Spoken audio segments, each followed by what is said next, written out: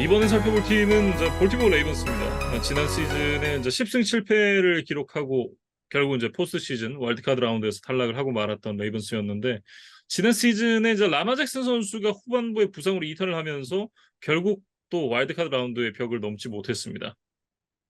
그래서 사실 지난 시즌 이제 레이븐스의 최종 성적만큼이나 이제 팬들의 관심을 받았던 게 라마 잭슨과의 연장 계약은 어떻게 되는 음, 거냐. 이거를 저희가 글쎄요, 뭐 1년 넘은 시간 동안 계속해서 이야기를 했던 것 같아요. 근데 이제 결국에 이번 오프 시즌에 레이븐스가 라마 잭슨과 계약을 맺었고, 뭐 뭐 금액이 정말 엄청났다. 이렇게 좀 요약을 하면 될 것 같아요. 네. 무려 5년 동안 2억 6천만 달러, 연평균으로 5,200만 달러라는 정말 어마어마한 규모의 계약을 이 선수가 받게 됐는데 뭐 계약 당시에는 이제 그 연평균 기준으로 이제 NFL 역대 1위를 이제 경신을 했었는데 저스틴 허버트 선수가 이제 연장 계약을 맺으면서 지금은 이제 2위로 내려갔어요. 음. 근데 이제 뭐 두 선수의 차이가 뭐 미미하기 때문에 물론 저희한테는 굉장히 큰 금액이지만 이 워낙 음, 뭐 천문학적인 금액을 받는 선수들에게는 뭐 아주 작은 차이고 결국에 이제 뭐 대부분 그렇죠. 새로 계약을 맺는 선수의 자존심, 뭐 음, 역대 1위 이런 타이틀을 주기 위해서 조금 더 얹어주는 이제 이런 관행들이 있기 때문에 라마 잭슨이 지금은 이제 전체 2위로 내려간 상태입니다. 그래서 결국에는 이제 아까 러닝백들이 시장에서 점점 가치가 떨어지는 트렌드라면 쿼터백은 이제 그와 반대로 계속해서 올라가고 있는 이제 트렌드거든요. 그래서 결국 시장에서 계속해서 올라가고 있는 쿼터백의 몸값, 그리고 리그 MVP 경력이 있는 26세 젊은 쿼터백이라는 스펙, 음. 그리고 이미 이제 팀의 오펜스 뭐 스킴이나 이제 선수 구성이라는 것들이 이 라마 잭슨에게 좀 뭐 맞춰져 있다고 해야 될까요? 예, 음. 이런 점들을 감안했을 때 서로 이제 협상에 소요된 기간은 길었지만 이제 결국에는 결과적으로 봤을 때 라마 잭슨에게 더 주도권이 있었던 협상이 아니었나. 예, 그렇게 좀 리뷰를 하고 싶습니다. 네. 그러니까 최근에 이제 그 루키 쿼터백들을 보면 라마 잭슨만한 쿼터백 구하기 참 쉽지 않거든요. 예. 그런 점을 생각해 봤을 때는 역시나 이제 말씀해 주셨던 대로 라마 잭슨에게 주도권이 있었다. 뭐 이렇게 좀 봐야 될 것 같고요. 일단 이제 그 이 선수에게 그 레이븐스의 공격이 좀 맞춰져 있는 느낌이잖아요. 다른 팀들과는 다르게 이 선수는 정말 뭐 러닝백 이상의 주력을 보유한 그런 쿼터백이기 때문에 그 MVP 시즌의 임팩트는 정말 대단했었죠. 음. 예. 그러니까 뭐 팬분들이 2018년에 이제 패트릭 마홈스, 그러니까 5,000 패싱 야드와 50 패싱 터치다운을 뭐 동시에 기록하는 음. 말도 안 되는 퍼포먼스에 뭐 다양한 각도로 막 이렇게 뭐 옆으로도 던졌다가 뭐 밑으로도 던지고 막 이런 음. 정말 믿을 수 없는 뭐 어떤 게임 같은 플레이에 많은 이제 환호를 보냈던 기억이 나고 뭐 저도 굉장히 인상적으로 봤습니다. 음. 근데 저는 그에 못지않게 2019 시즌 라마 잭슨의 퍼포먼스도 좀 뭐 혁명적이었다, 뭐 혁신적이었다라는 얘기를 좀 하고 싶어요. 그래서 1,200 야드를 넘게 달리면서 어떤 상대 수비들을 괴멸시켰던 그 임팩트.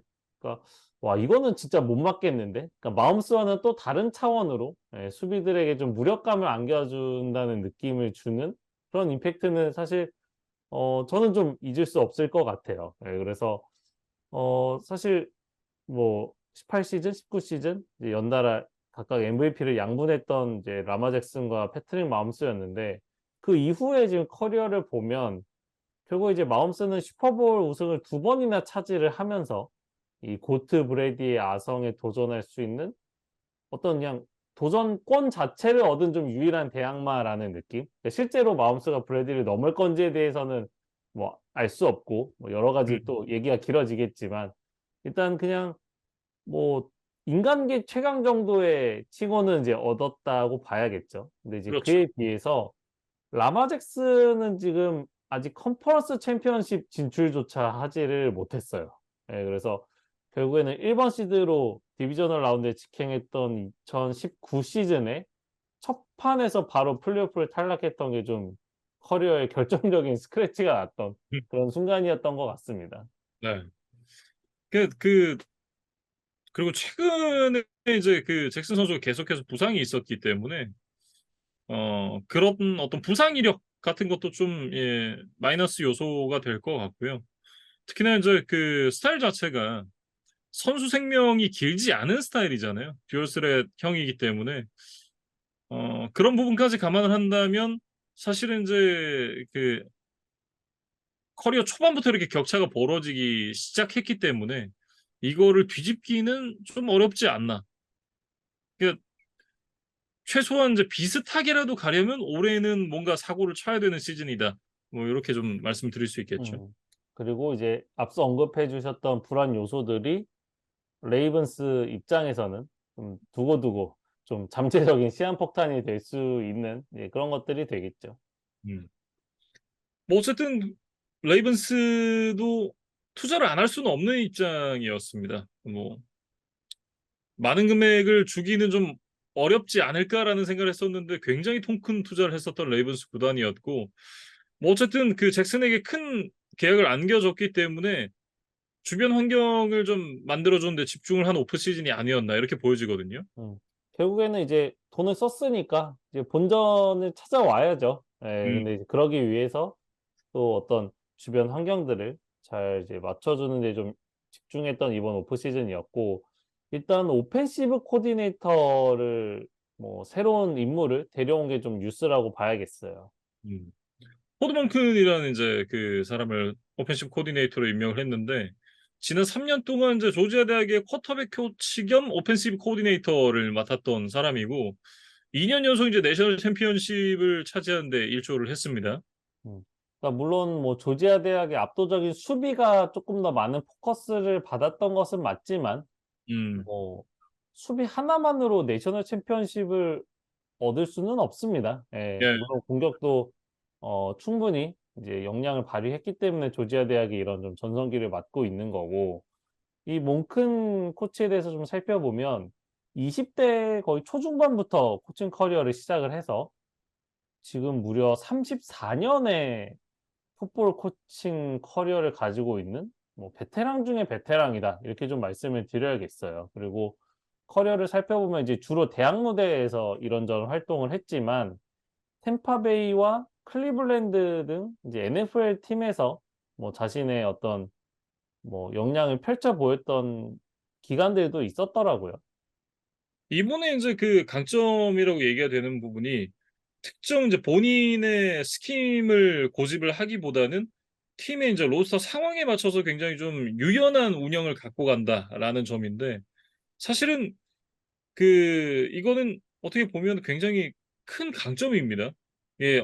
선수단이 갖춰지지 않은 상태에서 본인의 어떤 철학만을 고수하다가 망한 사람들을 저희는 굉장히 많이 봐 왔잖아요. 네 그렇기 때문에 이거는 굉장히 큰 장점이고 특히 인제 템파베이 시절에는 제이미스 윈스턴 그리고 인제 피츠매직 이 정말 뜨거울 때 정말 뜨거운 선수들을 인제 데리고 패싱 야드 1 위를 기록을 했었던 그런 이제 시즌이 있었고 그리고 이제 클리블랜드 시절에는 인제 러닝백 닉 첩 중심으로 이제 공격을 이끌어가면서 베이커 메이필드까지도 좀 살아나는 모습을 보여줬었던 그런 모습이 있었습니다.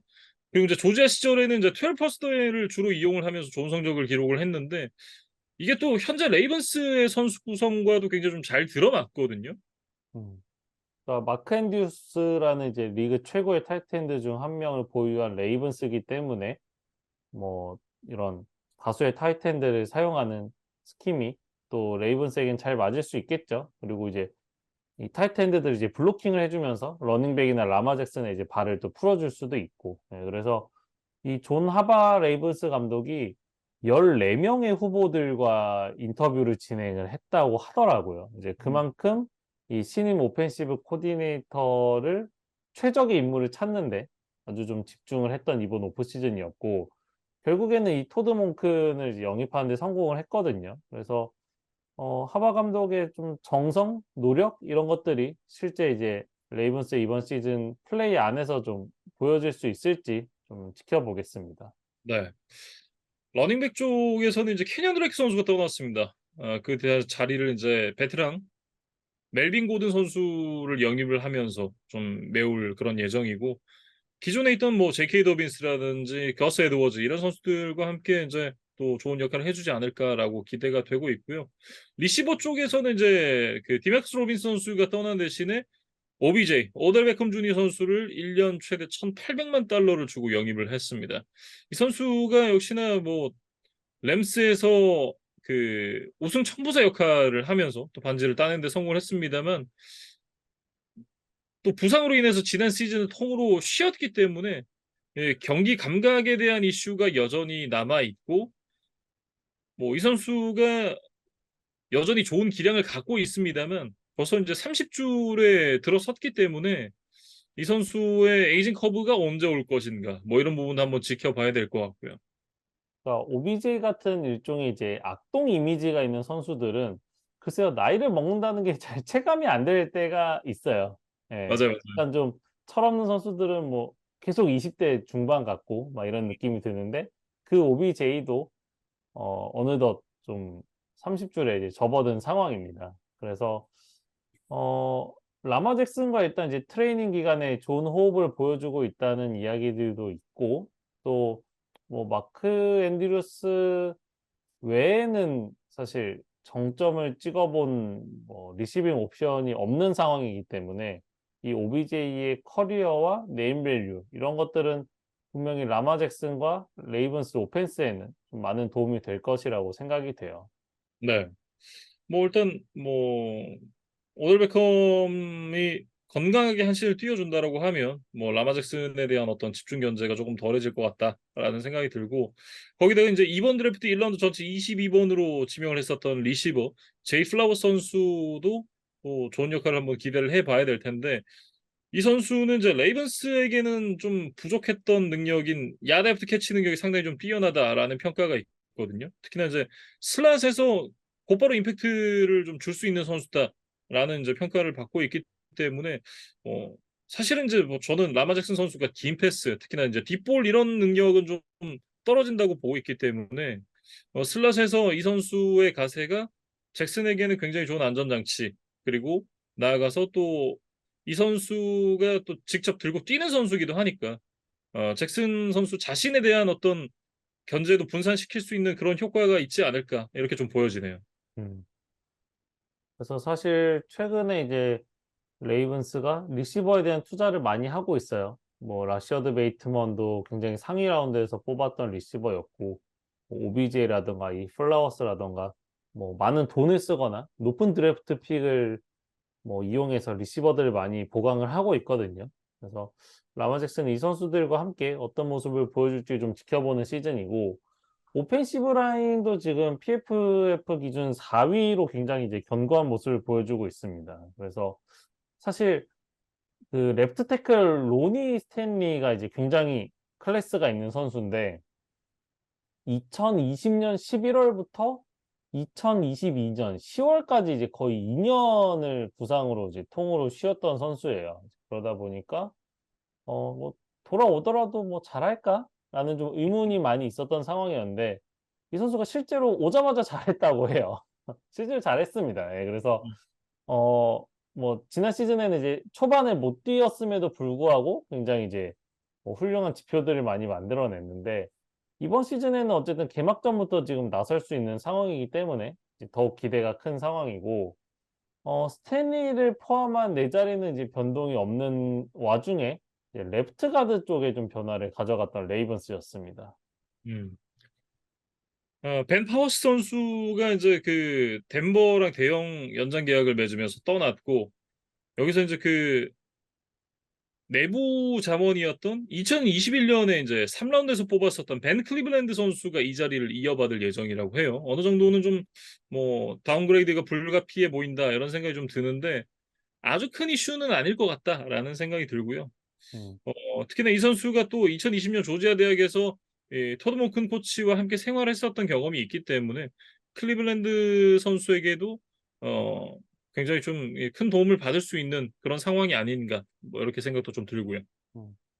레이븐스와 브라운스의 경기에서 이 클리블랜드가 좀 활약을 하면 굉장히 뭐 중계진이나 뭐 어쨌든 방송팀 입장에서 굉장히 좀 혼란스러울 것 같아요. 예. 예, 뭐 그런 좀 우스갯소리를 드리고 싶고 일단 수비 쪽의 변화들을 살펴보면 베테랑들을 좀 정리를 하고 기존에 이제 팀에 있던 유망주들에게 좀 자리를 내어주는 그런 좀 시즌이 되지 않을까 생각이 됩니다.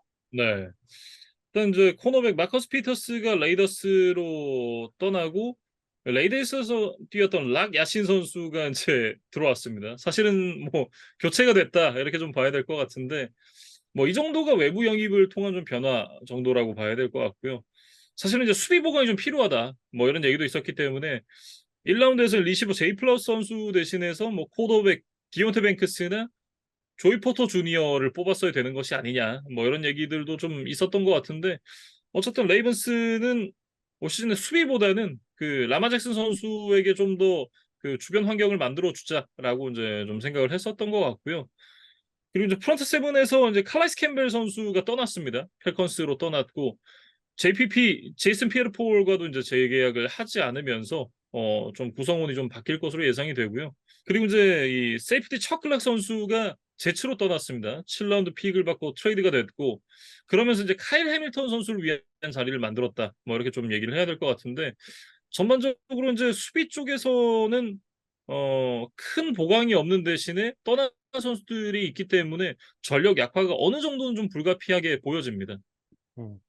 뭐 락 야신과 마커스 피터스는 이제 트레이드는 아니었는데 결과적으로 이제 음. 두 선수가 좀 유니폼을 바꿔 입은 그런 모양새가 됐고 결국에는 이제 1라운드 픽을 코너백에게 쓰는 대신에 이 락 야신을 데려오는 것으로 좀 의사결정을 했다. 이렇게 좀 봐야겠죠. 그리고 뭐 앞선에서도 뭐 베테랑들, 그다음에 후방에서도 뭐 베테랑들 좀 정리를 한 모양새인데 글쎄요. 뭐 아주 정점에 있는 선수들이었다는 생각은 들지는 않아요. 뭐 결국에 네임 밸류는 있었던 선수들이지만 그래서 젊은 선수들의 어떤 패기와 어떤 포텐셜로 좀 이번 시즌에 뭐 오히려 뭐 수비에 관한 지표들이 좀 올라가기를 좀 기대하고 있는 시즌이다. 근데 물론 이제 경험이 많지 않은 선수들이기 때문에 의문부호는 여전히 있을 것으로 보여요. 그래서 뭐 라마 잭슨의 몸 상태나 뭐 그런 퍼포먼스 못지않게 이 수비진의 변화도 레이븐스의 이번 시즌 성적에 좀 많은 영향을 끼치는 요소가 될 것 같습니다. 음. 뭐 전반적으로 이제 그 라마 잭슨 선수를 잡는 데는 성공을 했습니다만 뭐 워낙 또 그 이 AFC 북부지구뿐만 아니라 AFC 컨퍼런스 전체가 지금 굉장히 좀 치열한 그런 이제 구도가 됐기 때문에 플레이오프 진출을 할 수 있을까? 근데 그걸 한다고 쳐도 '플레이오프에서 좋은 모습을 보여줄 수 있을까?' 이런 부분을 생각하면 사실은 좀 부정적이거든요 저는. 음. 근데 많은 분들이 비슷하게 생각을 하시지 않을까라는 생각이 들고 그나마 인제 올 시즌에 그 일정상 AFC 남부지구의 4 팀을 만나게 되는데 사실 그 4 팀이 전반적으로 컨퍼런스 내에서 좀 약체에 속하는 팀들이 많이 속한 지구이기 때문에 뭐 '그 부분에 좀 기대를 해 봐야 될 것 같다.' 뭐 이런 생각이 좀 드네요. 그러니까 이게 AFC 북부지구 라이벌들끼리는 같은 이제 AFC 사우스를 만나는 일정이기 때문에 뭐 큰 메리트가 없지만 AFC 컨퍼런스 전체 이제 그 시드 순위를 결정하는 그 과정에서는 분명히 좀 유리한 점으로 작용하지 않을까 기대를 해요. 그래서 레이븐스가 글쎄요. 뭐 와일드 카드 자리 정도를 노리고 이제 그 이후에 플레이오프에서 얼마나 더 올라갈 수 있는지를 좀 지켜보는 시즌이 될 것 같거든요. 근데 현실적으로는 올해도 컨퍼런스 챔피언십에 가기가 그렇게 녹록지는 않은 상황이다. 예, 물론 시즌은 들어가 봐야 알겠지만 근데 현재 단계에서 좀 보이는 액면가 그다음에 각 팀이 가지는 불안 요소의 정도 뭐 기대를 해볼 수 있을 만한 포인트들의 어떤 크기 이런 것들을 봤을 때 냉정하게는 디비저널 라운드 이상으로 올라가기는 좀 쉽지 않은 상황입니다. 과연 이제 이런 저희의 평가를 뒤집고 볼티모 레이븐스가 뭐 좋은 성적을 기록할 수 있을지도 오신 한번 지켜보면 좋을 것 같습니다. 이렇게 레이븐스에 대해서 얘기해봤습니다.